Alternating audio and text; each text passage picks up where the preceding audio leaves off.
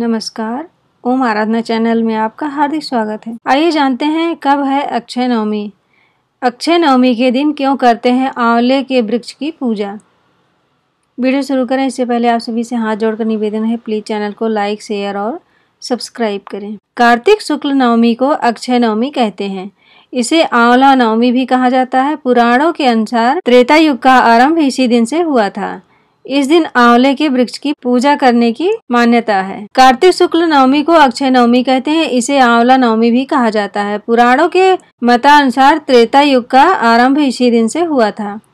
इस दिन आंवले के वृक्ष की पूजा करने की भी मान्यता है। अक्षय का अर्थ है जिसका क्षरण ना हो।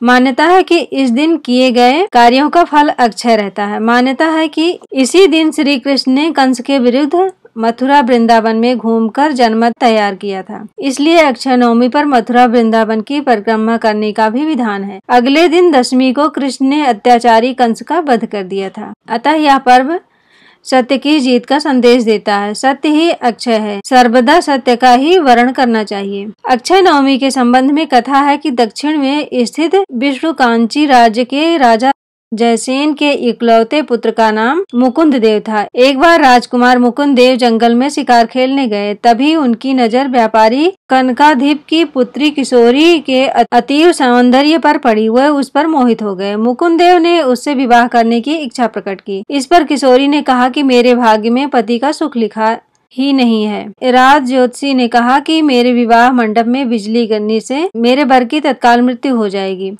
परंतु मुकुंद देव अपने प्रस्ताव पर अडिग थे। उन्होंने अपने आराध्य देव सूर्य और किशोरी ने अपने आराध्य भगवान शंकर की आराधना की। भगवान शंकर ने किशोरी से भी सूर्य की आराधना करने को कहा। किशोरी गंगा तट पर सूर्य आराधना करने लगी। तभी विलोपी नामक दैत्य किशोरी पर झपटा तो सूर्य देव ने उसे तत्काल भस्म कर दिया। सूर्यदेव ने किशोरी से कहा कि तुम कार्तिक शुक्ल नवमी को आंवले के वृक्ष के नीचे विवाह मंडप बनाकर मुकुंद देव से विवाह कर लो। दोनों ने मिलकर मंडप बनाया। अकस्मात बादल घिर गए और बिजली चमकने लगी। भावरे पड़ गई तो आकाश से बिजली मंडप की ओर गिरने लगी, लेकिन आंवले के वृक्ष ने उसे रोक लिया। इस कहानी के कारण आंवले के वृक्ष की पूजा होने लगी। हालांकि आंवले का वृक्ष औषधीय गुणों से परिपूर्ण होता है। आयुर्वेद में इसके अनेक गुण बताए गए हैं, इसलिए इसकी पूजा का तात्पर्य औषधीय वनस्पतियों का संरक्षण व प्रकृति का सम्मान करना भी है। अगर आप इस चैनल पर नए हैं तो प्लीज लाइक, शेयर और सब्सक्राइब करें, इससे आने वाले वीडियो आपको मिल जाए। धन्यवाद।